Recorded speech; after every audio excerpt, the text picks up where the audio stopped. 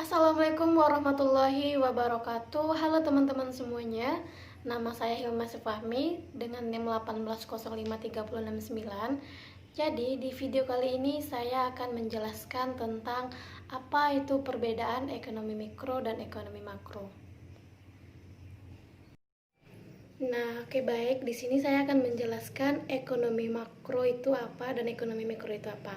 Nah, yang pertama, ekonomi mikro itu adalah mengupas tentang ilmu ekonomi dari sudut pandang kepentingan unit-unit ekonomi yang terkecil, misalnya perilaku konsumen, perilaku rumah tangga konsumen, perilaku rumah tangga produsen, ataupun perilaku pasar secara individual.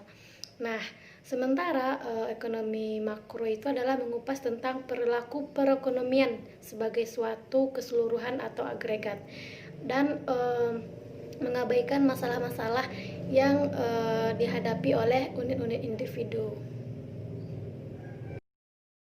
Nah, di sini terdapat perbedaan antara ekonomi mikro dan ekonomi makro, di mana ekonomi mikro itu adalah pasar persaingan sempurna, pasar monopoli, pasar persaingan monopolistik, dan pasar oligopoli. Sementara ekonomi makro itu adalah pasar barang, pasar uang, serta pasar tenaga kerja.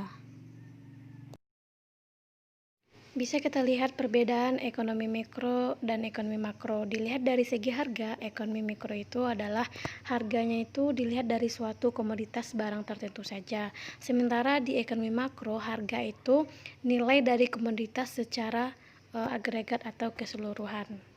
Selanjutnya kita lihat dari unit analisis. Di ekonomi mikro, pembahasannya itu tentang kegiatan ekonomi secara individual saja, contohnya permintaan dan penawaran, perilaku konsumen, perilaku produsen, pasar, penerimaan biaya, dan laba atau rugi perusahaan.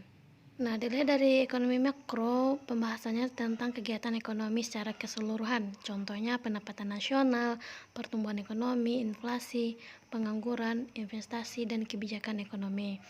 Nah, dari segi tujuan analisis, ekonomi mikro itu lebih memfokuskan pada analisis tentang cara mengalokasikan sumber daya agar dapat dicapai kombinasi yang tepat.